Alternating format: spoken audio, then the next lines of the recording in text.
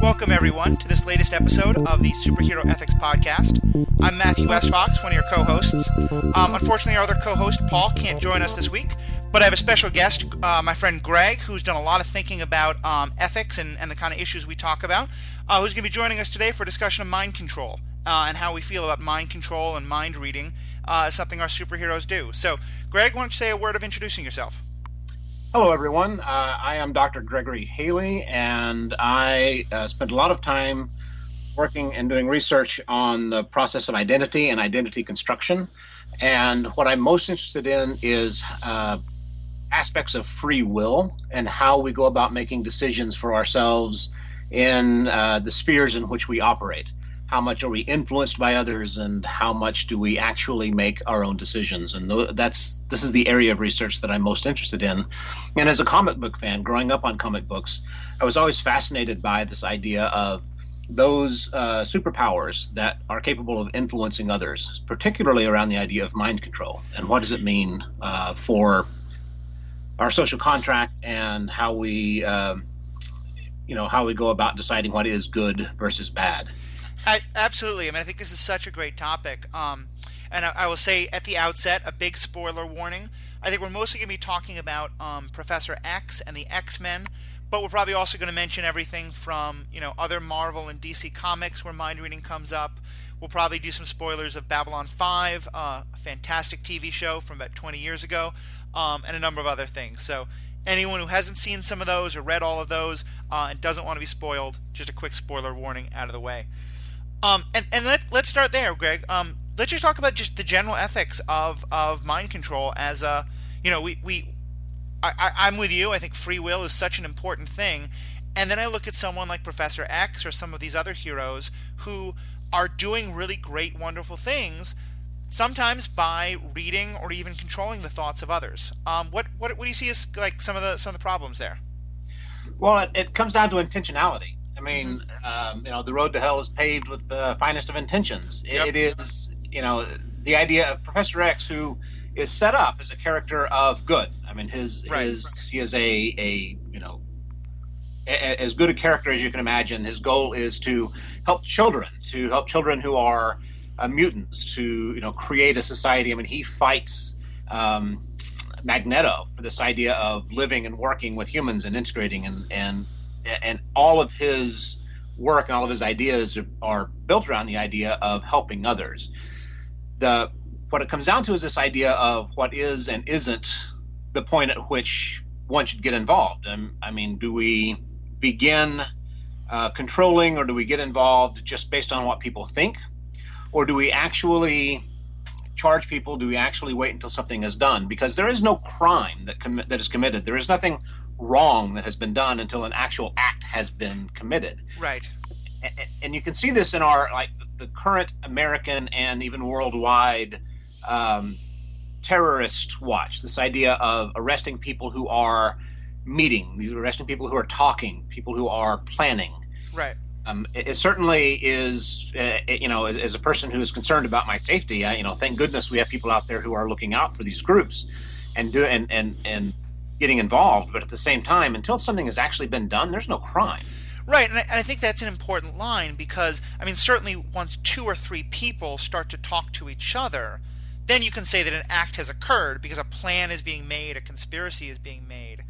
But when it's one person sort of thinking in their head, oh, it might be great to rob this bank, well, sure, we would like to know before he's going to start to do it. But I think you're right. We get into a really interesting question of what is happening when someone like Professor X can see that thought in their head and immediately start to try to go to stop them.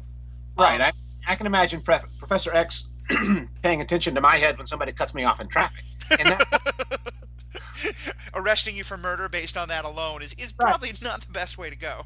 Right. In that moment, I am thinking very, very bad thoughts about the person in front of me, but I'm not going to act on it. My free will, my ability to both think these murderous thoughts, but also to have enough of an internal ethic that I can calm down and not actually kill the person in front of me. I mean, that process of self-will has to occur. Right. But in that moment, Professor X were looking at my mind, he would see a murderous fiend. And at what point does he get to make the decision this person is or isn't going to act, and when does he, when do I get involved as a person who can read this person's mind, and it begins to influence, it begins to act upon free will in a way that's very troubling. Right. Well, and I think it's a really interesting question, especially because, I think when you think of dystopian, fiction, like 1984 is the best example, but certainly there's a lot of things in our literature where we pretty much understand that a kind of a big brother state that is trying to control like bad thoughts and never let us have bad thoughts because bad thoughts lead to bad action, that is pretty much universally across the board condemned. So it's kind of interesting. I mean, but no one thinks of Professor X as a step towards Big Brother. And yet I think you're right that there's an element to which that's what's happening. Well, and we have an entire social order. We have a construct within our culture that says bad thoughts are bad and you should never have them, which is completely inaccurate. I mean, we have an entire pharmaceutical industry set up around the idea of, oh, here's a way to keep you from feeling bad. And the reality is that as animals, as human animals, we have a range of emotions that include everything from joy to, extreme anger. And how we behave and act within our society is one that is culturally developed. But I'd push back a little on that example because I do think that that there are some ways in which a lot of what the pharmaceutical stuff can do around mental stuff isn't necessarily around not letting people feel bad feelings. It's about making sure that they either don't stay in the bad feeling or that they don't kind of what actions they take on that. But I definitely hear your general point. I think there's something to be said there of, the ways in which we are now afraid of what someone's going to do with those bad thoughts. And I want to get back to the specific thing about Professor X because you probably know that world a lot better than I do. I know the comic book movies and I've read some of the X-Men comics, not as many as I would like. And I know that, as you said, Professor X is definitely a good guy, but they do set up some really interesting debates between Magneto and Professor X, specifically around this idea of separation versus integration, kind of in terms of the mutants and to what extent they can or can't trust humanity. And I admit there are some times where I think Magneto has some good points in terms of like, is Professor X kind of naive or the like, but I don't remember any time where Magneto calls. Magneto is such a force of individual free will. I'm trying to remember, are there times where Magneto kind of calls out Professor X for his mind control and sort of saying that that's not really that good a thing?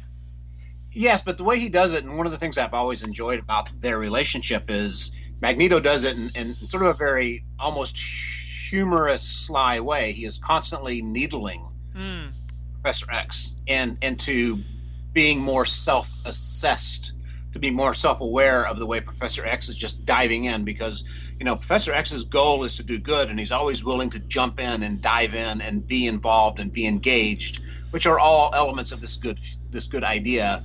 And one of the things Magneto does constantly throughout the comics and throughout their relationship is just sort of that constant needle of, be careful of what you're doing. Right. Xavier, think about what you're doing. Take a step back and be aware of how you've stepped onto this dangerous ledge.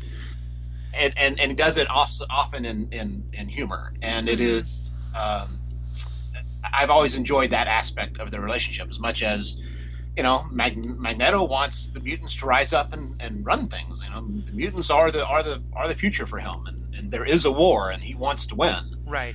And Xavier's goal is to keep the peace, to create a world of peace in which mutants can thrive, but not be feared. And it is, you look at what's happening with our Syrian refugee debate. Mm-hmm. It is the exact same debate. You've got millions of people. Not millions, hundreds of thousands of Syrian refugees who are hardworking, good people, everyone from taxi drivers to doctors, right? Who their country has been destroyed and they're looking for a new place to set up and live and survive. And you have another force at work, certainly within our country and other countries, that look at the potential, the possibility that a few of them might be terrorists, a few of them might be bad, so we must, reject the whole lot. And right, that horrible Skittles example, that meme that was being sent around for a while of, Exactly. Mm-hmm. Yeah, exactly. Which is, it's frustrating because to use that Skittles example, it's not a bowl of Skittles with three of them. It's a million Skittles with two of them. Well, So, but let me play devil's advocate here for a minute, because wouldn't, if someone had the power to sort of stand at the refugee gate and say, okay, we're going to let all of these people in, but Jean Grey or Professor X is going to stand there and just anyone who, as they come in, like we can read their mind and get a sense that they're thinking about how they can, come to this country and help ISIS, that then they should be plucked out. What would be wrong with that? well, it goes back to that same idea of getting cut off in traffic. I Yep. mean, there might be plenty who are coming in thinking, "Oh, America is terrible," until they show up in, Peoria and at a church and are taken care of, and their family is given food and given a job, and suddenly, oh wait, maybe I misunderstood this community. Maybe I misunderstood this culture. I think that the idea of arresting people or pulling them out based on what they're thinking in that moment Hmm. is it really attacks this idea of ethical standards, the ability for a person to change their mind, the ability for a person to not do something. Well, It might be more effective to say we could stand there and say, "Oh, this is a person who has potential. Let's keep an eye on them." right. Well, Well, and I think that there's something. Although again, even there, I think we get into such dangerous waters. I don't know if you've seen it, but I just saw the Snowden movie, which is it's an Oliver Stone movie, and it has some of the problems Oliver Stone movies do, but it's such a great discussion of how dangerous that kind of like well, let's think about who the people we're going to worry about are. Um, but and I want to keep going with what you were saying there, because I know you talked earlier about identity, and how that how we shape our identity is such an important part of the work you've done, and I wanted you to talk a bit about that, because I think that's in some ways that's kind of one of my biggest concerns with this mind reading idea is, like, to take that example I just gave. What we're now doing is saying a person who has that kind of a bad thought, we can label them that their identity is terrorist, that their identity is this fixed thing because of the thoughts they're having, instead of having an understanding of people's identities are fluid and change and grow and evolve. And so where do you think that comes in terms of like the mind reading as a way of sensing and labeling someone's identity, and how problematic that can be? yeah, and it boils down to this idea of, are you looking at a moment in time? If you are mind reading, is Professor X capable of looking at a person where they are in the moment and only at that level, or are they capable of looking in that moment and then extrapolating that out and having context around the rest of this person's life and influences? And to the degree to which we judge an individual based on his or her actions, is often influenced by our understanding of the context around those actions. Right. And that is the battle that happens in world cultures. I often, when I talk to my students about Iran being one of America's foes in the world, I ask them, what the average person in Iran wants. The average working person in Iran wants blue jeans and Coca-Cola. They want their kid to go to school and not have to worry about getting killed. They want their children to grow up in a world of peace. That's what the average person in Iran wants. Yeah.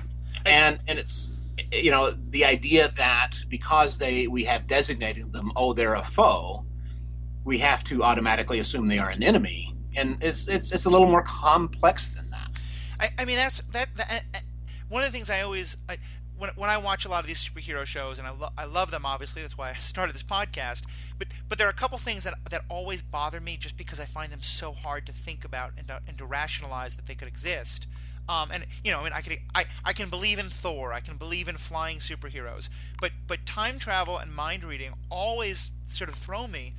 And with mind reading, one of those things is, it, I imagine, even like you said, that if someone were to read your thoughts about that moment when someone cuts you off in traffic, they might read that thought of, I want to kill that guy who just cut me off, but they're probably also going to read all of your thoughts about where you're driving to, what you were just driving from, the music you're listening to, wanting to get home to your wife and your dog. Like, I mean, our thoughts are 8 million things all at once. And I think often when our heroes or villains mind control in these shows and movies and comic books, there's this idea that you can sort of pick out that one thought of, okay, this person is thinking about robbing a bank, this person is thinking about blowing something up, when really that one thought is going to be part of a million others, and that's part of that that whole wealth of the human being that gets lost when we're just looking at that one thought. Yeah, they cover that a little bit in the X-Men comic series. I mean, the Xavier's mind machine is very much about helping him distinguish that, and That makes sense. yeah, certainly in that story arc, even Jean Grey, to the extent of suddenly you have uh, telepathy, telekinetic powers, or telepathic powers being overwhelmed by the information flowing into you at the moment, Right. and learn to focus that so that you really can pick out that thing you're looking for. And that is what Xavier trains his mind to do over decades. And so they do touch on that a little bit in that story. But then you have other villains who come in various other comic series who just sort of have this natural ability to see and think, to see what everyone is thinking. Right. Well, and even that machine, I mean, I think that machine is going to help make it more possible, but it probably hurts in what you're talking about because, if you're looking for, is this guy thinking of planting a bomb? You're not going to find the part of him that's thinking about the little thing in the back of his head that's wondering if there's going to be kids there when I set off the bomb, or that, just all those other humanizing factors. Right. So yeah, I think that it's interesting to think about that there. Go ahead. No, I was going to say this idea of good versus bad, right? So this is Yeah. you Already know, problematic as hell to begin with. right, exactly. And one of the things I really like about what the Marvel universe has done in the current films, in Civil War and some of the other places, they've really begun to examine that part of Yep. the argument of what is good, what is bad, and how do we judge those things based on our position, where we're standing matters. Oh, Uh, and have you seen the Captain America before Civil War, Winter Soldier? yes, Because I was thinking about that when we were talking about, what if mind control is only, or mind reading, because I think it's an important distinction, but what if mind reading is only used for, sensing who are the people we should be keeping an eye on? I mean, that's Hydra's plan exactly in Winter Soldier. Is they're saying let's just identify and wipe out the people we can identify as potential problems, in order to make everyone better. And in that movie, what we're seeing is just how horrible it can be. But I think what we're kind of showing in this discussion is that's not that there is a line that can start with Professor X and get in that direction if we're not careful. right. Well, and that's, I mean, you see that in our current NSA debate. I mean, this goes back to the Snowden point you brought up, which Yep. is, who gets to decide what is and isn't better? Right. Whose basis are we starting from? That things are good and we shouldn't change them. I mean, if you were a young African American man living in the United States today, you have a set of fears that a young white male doesn't have. Right. And to say that, hey, we are afraid of change, we want it to stay the same, and we're going to prevent, we're going to look into people's thoughts and sort of make sure that things move along as they are slowly. Well, are you undermining an entire section of the population who are suffering? Right. Yeah. I mean, so often things like that are. It does seem like it's often phrased as an attempt to keep things the same. Right. Yeah, the status quo. Status quo versus change. Change necessarily involves destruction, and that is true of the individual identity as much as it is true of any culture. And I'm not to advocate destruction or in any way whatsoever. I'm just saying it is a natural side effect of change, and you cannot change something and have it stay the same.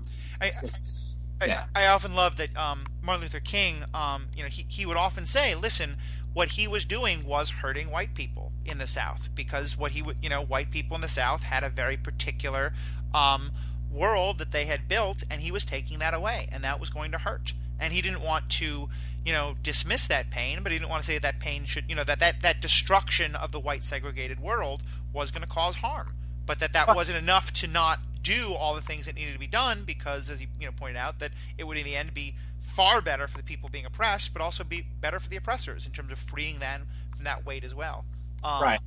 And I think that goes a long way to explaining, the sort of Trump effect that's happening right now. I mean, here's a person who is as close a thing to a comic book villain as we've ever had running for office. Mm-hmm. And he has a very real chance of winning the election. There are, he'll win 28 or 30 states. Yep. And it is largely because of this thing you've just described. I mean, with advances, social advances in gay rights, gay marriage, showing the country the kinds of racism that exists that are systemic to to our culture, there are four people who are quite privileged, who don't want things to change, who see these changes as a threat to their own existence. I mean, they love the idea of having a villain come in who's going to destroy everything, who's going to, turn it all back. Right. Even if it destroys what they have, even if there is, I mean, even this guy is just, capable of doing the job, fundamentally unfit for office, they're still going to vote for him because he represents, some kind of pushback against what they see as damage to themselves and their culture. Well, and I think the key word there is fear, because I think, and I want to pull us back a little bit to our topic, because I will wander as much as anyone, but God, we could sit here and discuss Trump all day. Trust me, I'd love that. But I do want to, but with this topic especially, because I think, as you said, one of the things that's motivating there, and that comes up a lot, is fear. Right. And talk a bit about, because I think one of the things we often see with mind control is, or again, I should say mind reading, mind control being a somewhat an even further ethical step that Professor X does get into. But Right. just focusing on mind reading, I do think that we sometimes see in these movies and TV shows, and in the comic books probably, that the idea that, well, we normally wouldn't do this, but we're so, Magneto's plan is so terrible and we're so afraid of it, or this other thing we're so afraid of, that we're going to allow mind reading to happen here. And I get where that fear comes from, but I want to hear you talk a little bit about where do you see that happening with the Professor X story, and where is it problematic? Um, Or if you see that. yeah, I know it's difficult. It's hard for me to pull out a specific example. Mm-hmm. So, it's certainly the idea that Jean Grey is in the, they have it in the films a little bit, and certainly in the comic book series. I mean, Professor X steps in and puts a block on Jean Grey's mind as when she's young, Right. specifically because he sees in her the potential for extraordinary power, and he intervenes. He gets involved in this person's natural development because of what he sees as potential quote unquote danger.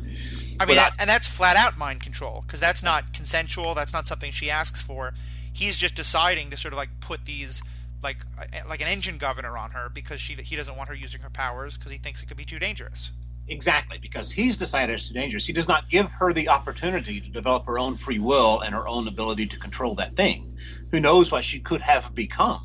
Right. Right. There's the great American subjunctive. Who what could have been, because he involved. He made the decision, and in the story, it's he and Magneto sort of make the decision together. But in reality, he's the one who does it. He makes that decision, and so.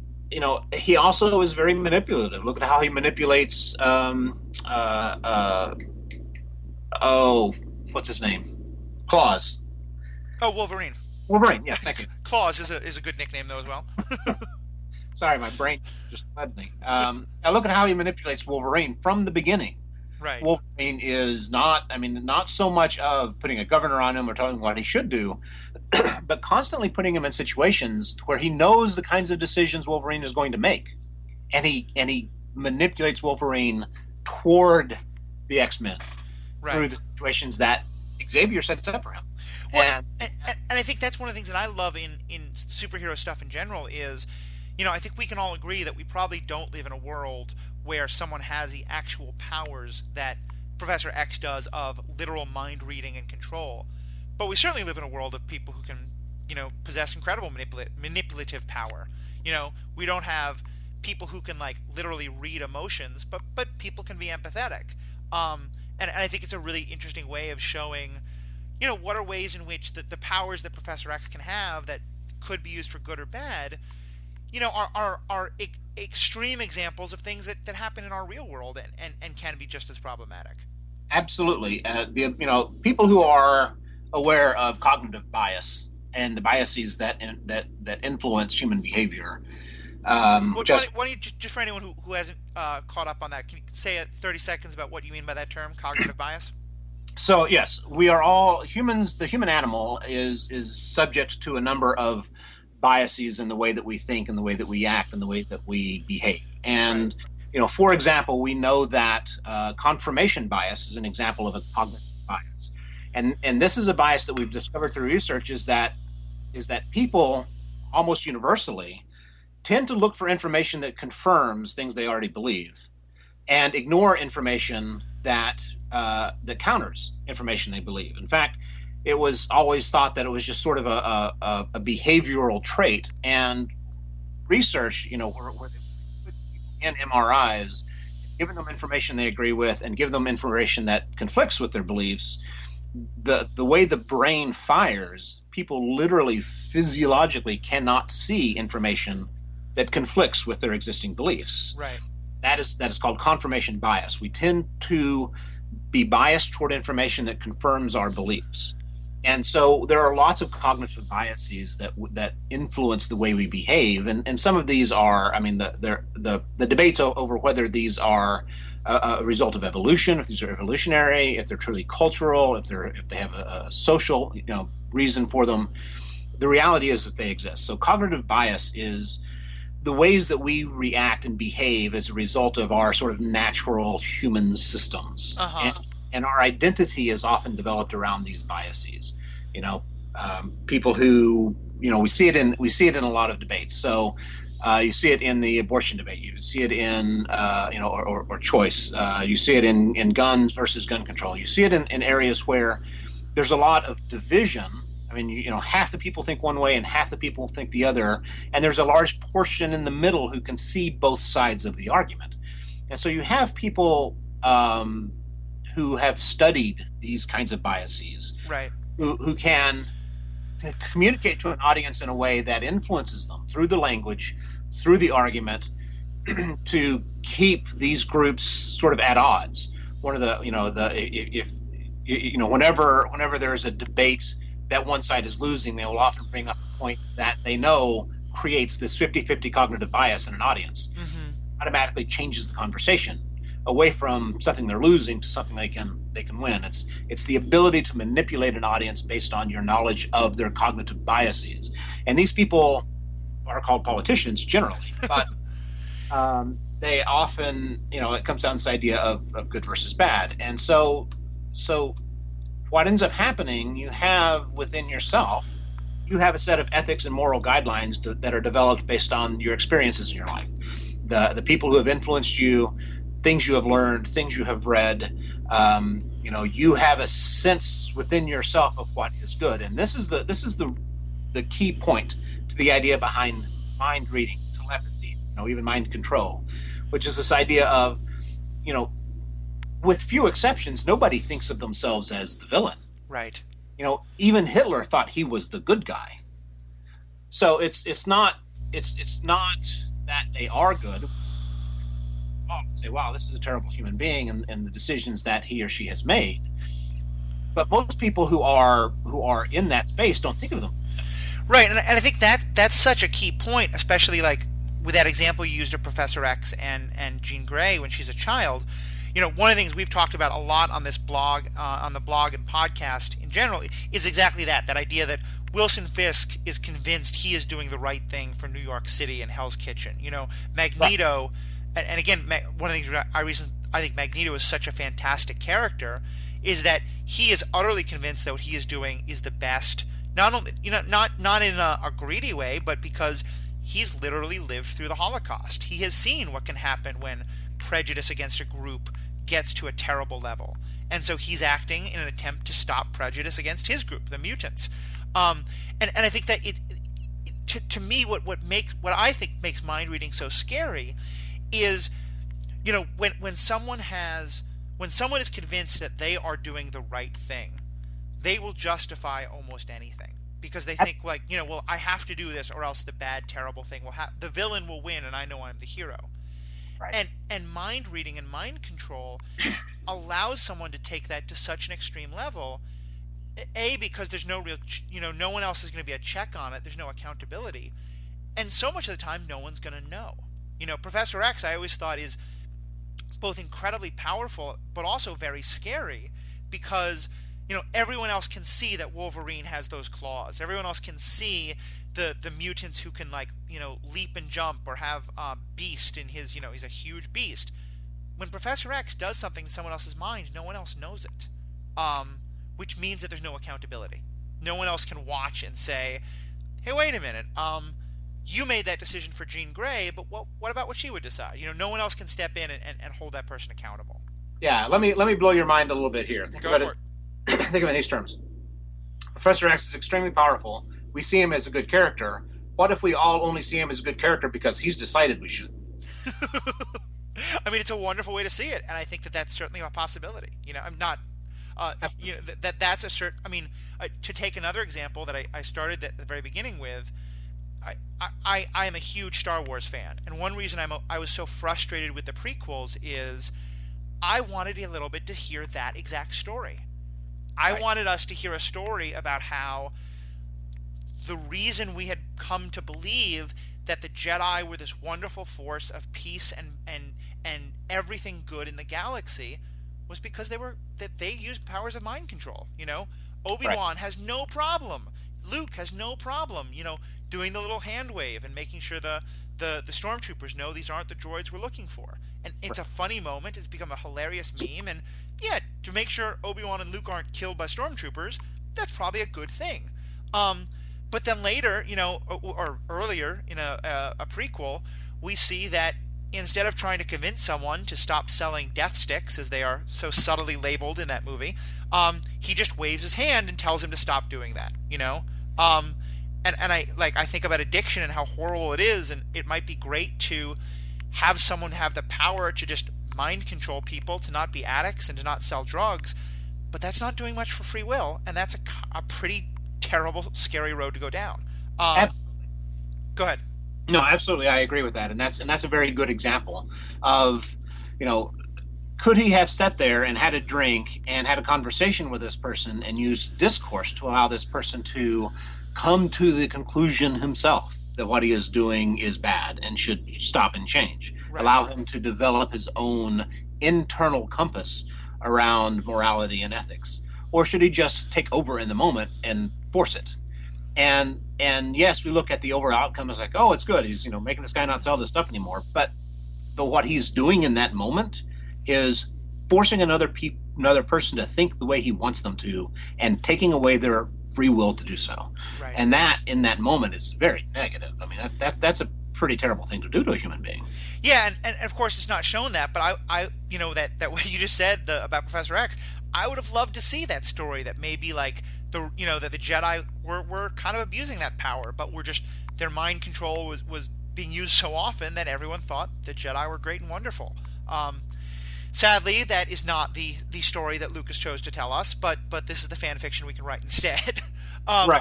So let me push it though a little further, because I don't have you for too much longer. But when could I'm thinking about when could mind reading still have some possibility to be used in some good ways? And one way I think I see it the most often, and I'm wondering what you think of, is when mind reading is the lie detector.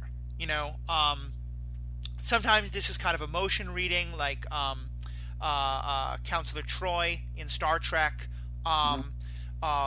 There's some other element. I think Professor X and Jean Grey do this some, but when it is just we're talking to a person who might be a villain, who might not be, that word in big quotes, or is telling us where the bomb is or where it isn't, and someone's going to read their mind as a lie detector. Where do we fall on that? Can that be? Is that still across a line, or we see some potential for good in that? Well, it's a good question. There it becomes a reactive as opposed to a proactive engagement. So right. You have someone who, Professor X could step up to somebody, there's a bomb planted, we want to know where it is. He could step up and just reach in the guy's head, and that is invasive and takes away free will. Or he could step up and ask questions, where is it, and determine in that moment whether it is or isn't true. We have people in the real world who have studied micro expressions. Right.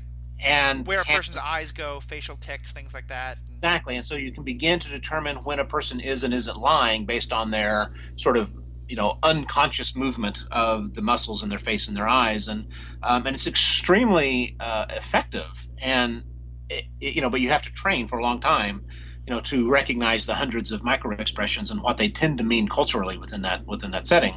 So, the idea of having a person who can read minds do that, just step up and is this or is this not a lie, I don't necessarily think of that as an ethical issue as much as it is a, convenient lie detector. Right. But Well, that's but it is. But I think you're right, and I think I'd probably come down on seeing that a lot more favorably. But there is still an invasion of privacy there. Especially because, and again, we get into the tech of the machines and the like. But you sort of wonder how easy would it be to just focus on that lie versus what else do you find in that kind of mind reading. But right. yeah, and I think you're right, but especially because in what you said of, that there isn't a bright line between the things that our superheroes can do and what can happen in the real world. There really is a continuum, and what Professor X and Jean Grey and the others are doing is a much more advanced version of what we're already doing today, and can be or cannot be problematic.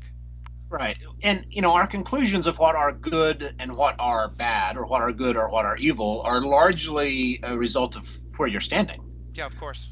And, someone who is convinced himself that what he is doing is saving the world by killing this one person that he knows is, perhaps perhaps we have a superhero who can see the future. There are some of those, right? Right. So sees the future, sees this person who has done nothing wrong in his or her life, but as the result of this person living and pursuing their career or their invention, causes the destruction of hundreds of thousands or perhaps millions of people. So to prevent that, I'm going to kill him now. It's the old Hitler question, right? If you go back Right. in time, would you kill Hitler before he became the leader? And so convinced of his right doing, he has planted a bomb that is going to kill him, and there's perhaps a few others in his entourage, just to prevent this future horrible death from happening. In the moment, in the frame, all Xavier sees is a person planting a bomb to kill a bunch of people, Right. regardless of good or bad or future. Xavier would argue, well, he may or may not create this thing, and you're not giving humanity an opportunity to overcome its own creations. But by intervening, that's Xavier doing the same thing, and it becomes this sort of complex debate between what is good and what is bad. Do you kill four people, three of whom are innocent, in order to save the lives of 1,000 down the road? Yeah, I mean, I don't know if you've seen the show Supergirl, which it's sort of on the Arrow level of, like, the writing is not great by any stretch of the imagination. And I gotta say, I think it's a pretty bad show in a lot of ways, and I have a lot of problems with it. But one thing I think is they tell a little bit of an interesting story about people on Krypton before Superman and Supergirl had to leave, who were killing people in an attempt to stop the destruction of Krypton. And so they never explored as much as I would have liked, but it gets into that same interesting question of, can you do a couple of terrible things towards a much larger goal? And mind reading, I think, gets us into some really interesting questions with that of, where is the invasion of privacy and the individual rights versus the collective right of safety and freedom, and just how scary it can be when we go too far into that collective safety idea. Well, Okay. and I think it's very representative of something our culture is dealing with right now, is this idea of privacy versus public. We in sort of the classical Greek democracy, the private life was kept very strictly separate from the public sphere. And so you had the public sphere in which, at the time, men and landowners only, but they would debate and engage in discourse and decide the rule of government and have a public persona, including writing and speaking and whatever they needed to do. And their private lives, what happened in their homes and their private lives, were kept strictly separate. You did not know. It was an evil thing to reach into a person's privacy and see what's happening. Right. And what we've created, though, now in our current culture is a social media, a system by which people are constantly sharing their private lives. Right. The line between public and private has gotten incredibly blurred. Right. And for some people that's intentional, and for some it's very much not. But either way, there's a thought of, if you're in the public eye, there's no more protection of your walls. We're allowed to read your thoughts. We're allowed to know everything you do. And this is very troubling. This is very frightening for a lot of people. I mean, it's the idea of not having my privacy be private. And this comes back to the Snowden argument. This comes back to, the issue of NSA looking in. This comes back to the issue of mind reading, being able to look in and see what a person's intentions are, to look into their private being and see what their intentions are, and then make decisions for them. Right. Decisions for others based on what a different person sees. It fundamentally destroys this idea of individual liberty and privacy. And it's very troubling for, social scientists and for a lot of people like myself who recognize that there is value in that individual privacy in terms of maintaining a sort of sense of self, a sense of self-identity. And so a lot of the turmoil that is happening in our world right now is a result of the reaction to this loss of privacy. Right. And it's an interesting mirror to this idea of, Professor X or anyone who is capable of mind reading to be able to make a decision based on what they read. This is good or this is bad based on what their experiences are, not necessarily what the experiences of the person they're invading. Yeah, I mean, when you were saying before about how much context, where you're standing matters as we're looking at good and bad, even if it's just that question of the lie detector test, anytime I think about, do I think something like that is good or bad, the next thing I'd want to ask myself is, am I thinking about this from the perspective of someone who is going to be safer because someone else's mind was read, or am I thinking of it from the person of someone whose mind is going to be read? And that's going to be a very different question, and that gets in all kind of questions of privilege and perspective and the like. I want to close on one last question because I know you got to go pretty soon. But one of the things you talked about before, I love the example you gave of the potential Syrian refugee who might come in here, with thoughts of doing something for ISIS or something like that, but that his time in America or her time in America might change them, and that how important empathy can be in changing a person's perspective. One thing we sometimes see is kind of mind reading or telepathy as forced empathy. I'm gonna do a mind meld with this person to make them sort of see things through the perspective of the person they hate, to get them past that hate. And it seems like on the one hand it's an incredibly effective technique, but I want to sort of, where would you see that as if we're saying that more empathy is good, is telepathic forced empathy, is that something we can be okay with, or is that again a crossing of a line in terms of invasion of thoughts, or where would that fall? I would still say it's crossing the line. I like the idea of it, and certainly exposing a person to the culture of another is demonstrated to be an effective means of reducing the hatred for the other. At the same time, the idea of doing that in a forced way presumes that there is a black and white line between good and bad, and an individual's identity can be manipulated based on what I show them. Right. And the reality of identity is so much more complex than that. I mean, you might take a Syrian refugee and say, "Oh, look, let me through mind control show you how good it is to be a woman in America that is working and not subscripted to her father or her husband, who has freedom, who has learned to enjoy self-control." Well, that is good from our cultural perspective, but from a Syrian who's been raised in a very strict right-wing Islamist state, that would represent threat to everything that is existence is good. So we think showing them, hey, look how good it is for these people because of what we've given them, might do more harm. Right.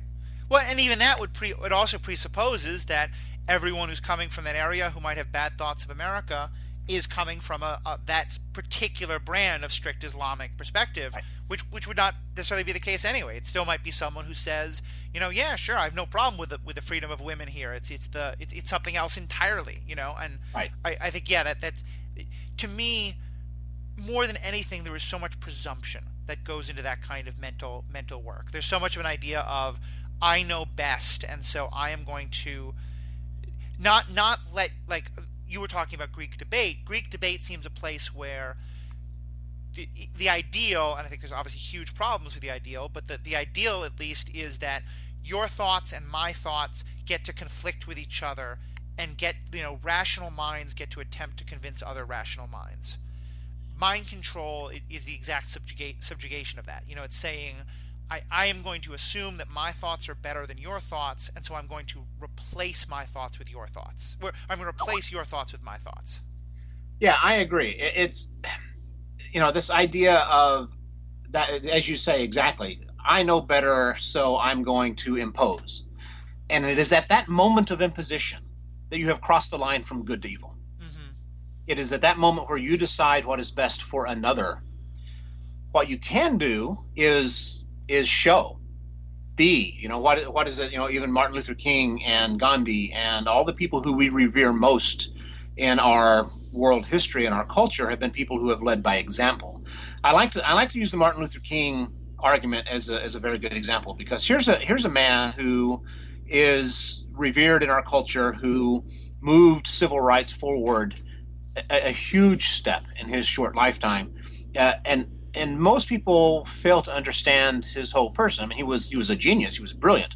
He finished college at 19. He had a PhD at 25. I mean, he was a extremely intelligent human being. Right. But he wasn't necessarily a good guy. I mean, he committed adultery. I mean, the FBI has endless hours of tapes of them taping him having, sex parties in his hotel rooms. And I always thought there was something fascinating about, and I revere Malcolm X in a lot of ways just as much as Martin Luther King. But if you look just at their, Malcolm X is definitely demonized by a much larger proportion of the population than Martin Luther King is. And he was, by all accounts, after his conversion to Islam, a dedicated family man. I mean, not, and putting aside all the kind of, we're getting into that judgment of the private life that we talked about, how problematic it is. But exactly. But it's exactly. Yeah. That is exactly my point. And I think that what I try and argue to most people is, if you were to just take a microcosm look at the private life of Martin Luther King, you would not see a good man. Right. What you see is a flawed man. And what I think that the problem that we run into as individuals is we think, well, I could do more that is good, but I have all of these flaws. There are all these reasons why I look in on myself, on my own identity, and think, well, I'm not really good enough to lead others and show them what good looks like, because I've got all these, I drink too much, or I smoke pot, or I'm not really that smart. I mean, we tend to self-criticize. And the most important point I want to make is, Martin Luther King wasn't a great man because he was a perfect man. Martin Luther King was a flawed man who did great things anyway. Right. And it is okay to have a person who is flawed in some way that is fundamentally flawed, and still see them make good ethical decisions because they recognize that there's value in that as well. And creating the opportunity for people to do good is a good thing. Forcing people to do good based on your own ideals of good is an evil thing. And that is the distinction. No, I think that's such an important one. There's two things I go with there. One is, I think the Martin Luther King point really gets back to what you were saying before about the ability to make your own decisions, because I've always thought that in a perfect person will find it very difficult to make decisions because they don't have any experience of anyone else's problems, and the ability to have your own flaws and to recognize your own flaws, and thus to have empathy for the flaws of others, and to make ethical decisions based on that kind of thinking. I think there's a lot of power there.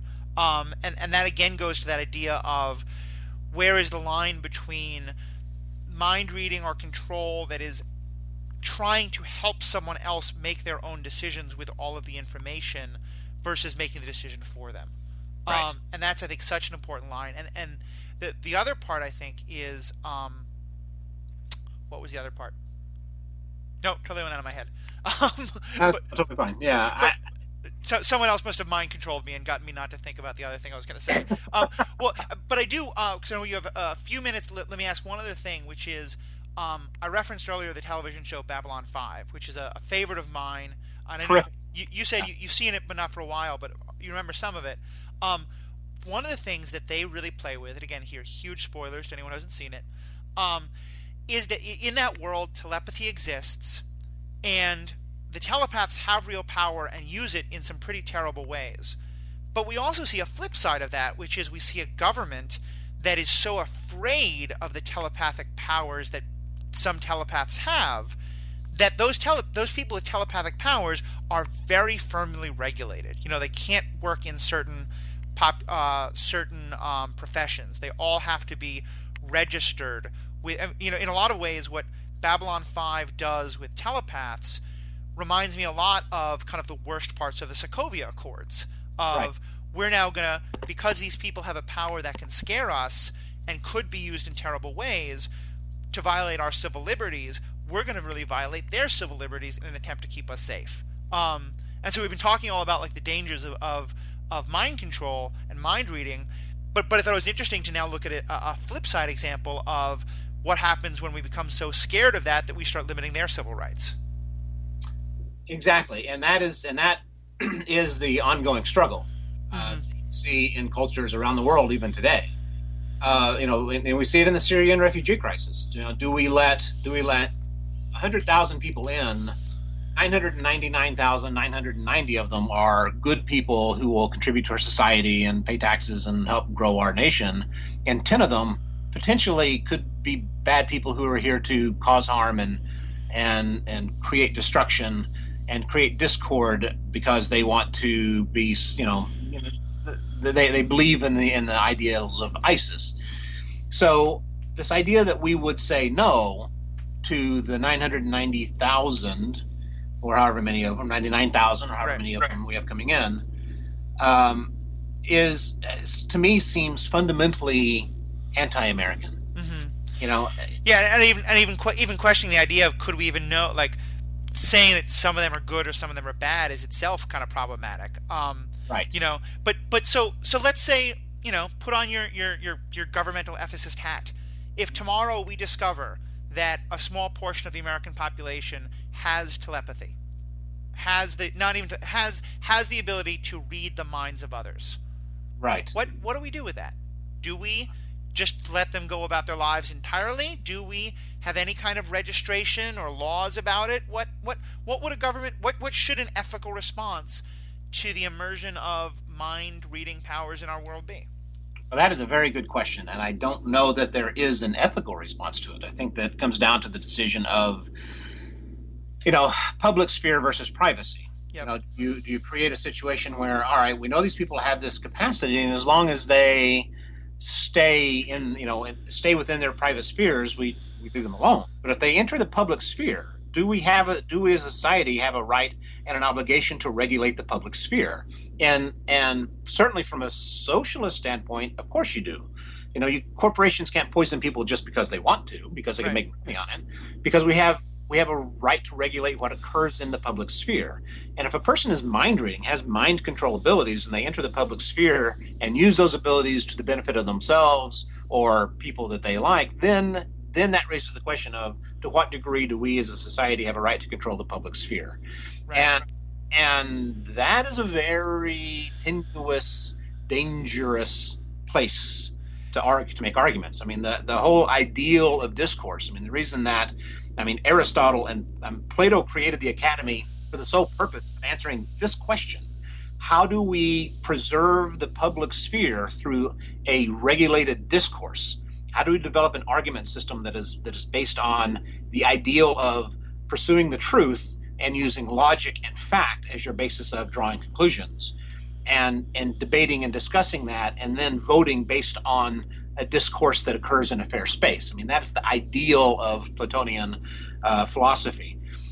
So, a person who enters the public sphere who has mind control abilities is automatically violating the idea of fair discourse. Right. And so, do we prevent them from being part of the public sphere or not? That is a very difficult.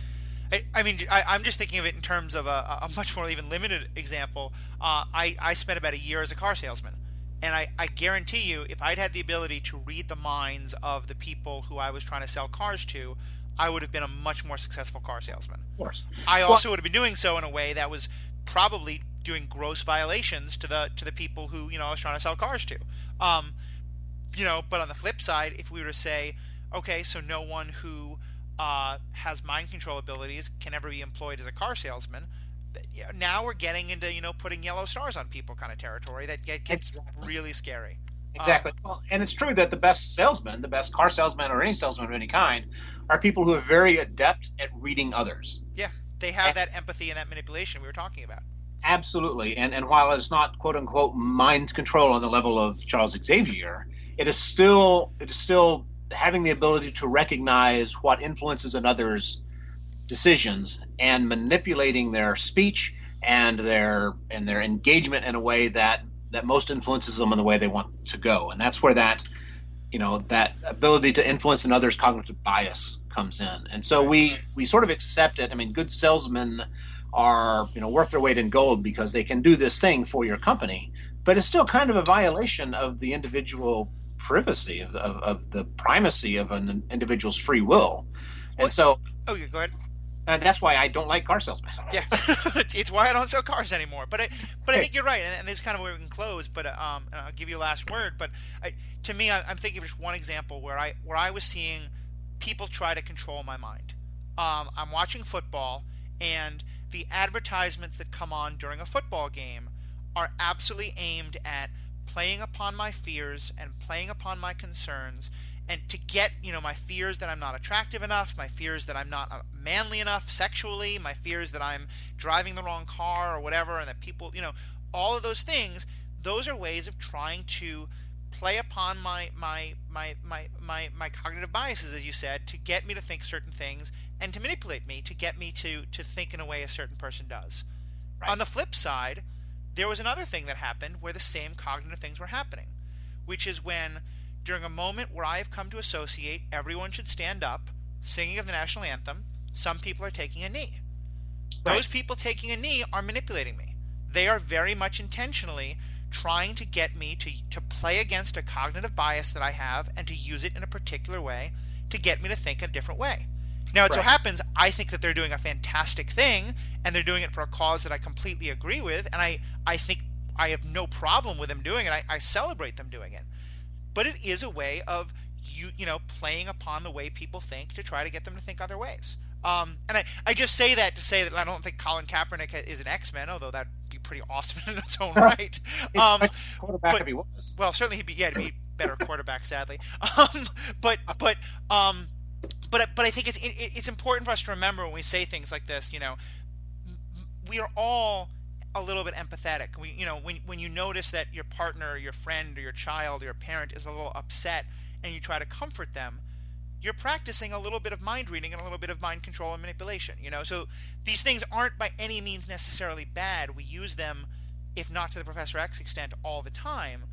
But it's just important to be thinking about that and to think about, why, to me, Colin Kaepernick is advancing a political cause that I do agree with, but that even if I didn't agree with, I would have more support for than using that to sell a product. But that's I don't think that's an objective line. I think that's my subjective line of where it's okay and where it's not. And to me, my sort of close is that I think that's the most important thing, is that we just think about what's that subjective line and how do we judge it. Well, and you've just described your own free will, your own ability to look at the situation, recognize the manipulation, and make a decision based on your own desires, feelings, ethics, morals, etc. Right. You are in the moment expressing that free will. That's the real value of education, is helping people recognize that, the moment we step into the public sphere, the moment we leave our home and step into the public space, we are constantly being manipulated and influenced and moved and pushed in different directions. And our ability to recognize it is an important for our own expression of free will and development of personal ethics. I often make the argument that there's no such thing as good or bad. There are only poorly developed arguments. Right. And, there's no such thing as right or wrong. There are only poorly developed arguments. And it is, we could talk all day about that as well. It's just being aware that there are forces in the world, constantly, there are people paid a lot of money. I used to get paid a great deal of money to sit and think about how I could convince engineers to buy microprocessors. And the kinds of words that I used in advertising and articles and other means, social media, specifically designed to influence the emotions of others. I mean, that's what public relations is. Yep. And I did it for years. And it is, I'm not necessarily, I don't think I'm a bad person for using my knowledge of how certain words influence others emotionally, or how narrative can be an effective means of emotional influence. Because my end goal was to, convince people that Motorola's microprocessors were better than AMD's. Yeah. It was, we do it all day. All of us do it. To a certain degree, we are all, Professor X, and to a certain degree, we are all Magneto. And it's just a matter, that constant internal debate we have with ourselves of, is this good or is this bad? It's not so much that you need to come to a conclusion so much as it is that you should be having the debate. Right. And I think that's the key, and that's where we can leave it, because it's that idea that we have the debate, and that's the idea that we're aware when other people are doing it. I think in some ways that's the most important thing, is just developing an awareness of when both is it being done to you and when can you do it to others. Right. So with all that, Greg, I know you do some writing, so tell us, where are you manipulating people? Where can we go to have our minds changed and manipulated by the words you're putting out into the world? I'm glad you bring that up. I am working on a project right now that I am launching on Saturday, this coming Saturday, October 1st. And it will be, the website is not up yet, but it will go live on Friday evening at some point. And that website is called theirjustwords.com. They're just words. And there's sort of a double meaning there. They're just words, they're only words, but they're also justice words. The idea of how do we, is it possible to influence people through language and through words? And the website is long form journalism. It's every Saturday morning I'm going to put out one good long story that you can sit with a cup of coffee and read for half an hour. I mean, and really kind of get into an idea. And so that's the project I'm starting. It's going to be, politically influenced this first month, because that's where we are right now. But there are also articles on there about the idea of concept of trust. I have an article that was coming up around the idea of there's no such thing as distrust. There's only trust. And writing a lot about depression and the process of depression physiologically and how we overcome depression. So there are other things I'll be writing about, but that will be launching this Saturday. Awesome. Theirjustwords.com, and I'm looking forward to everyone's feedback. Sweet. Well, thank you so much. We'll definitely put up a link to that in the show notes and stuff like that. Greg, thank you again for being a great guest. It was wonderful having you on. I hope we'll have you back. To everyone listening, thank you for being a part of this. As I've said before, more than anything, we love putting these things together because I want to start conversations. So please, if you've heard something here that you're interested in, that you disagree with, that you want to try and use mind control to convince Greg and I that we're wrong, or our audience, stop us from doing mind control to control others, post. You can find us on Facebook. It's Superhero Ethics. You can find us on Twitter at the same name, Superhero Ethics. Or the best thing you can do is leave a review for us. Go on to iTunes, search for the blog, search for the podcast at Superhero Ethics, and then post a review. Would love to know what you think. Would love to get your feedback. Love to hear about upcoming episodes that you want us to talk about, issues you want to see explored, and that way we can help get the word out to more people. So, Greg, thanks again for being a part of this. Thank you, everyone, for listening, and I'll talk to you all later. Thanks, Matthew. Have a good day. Bye-bye.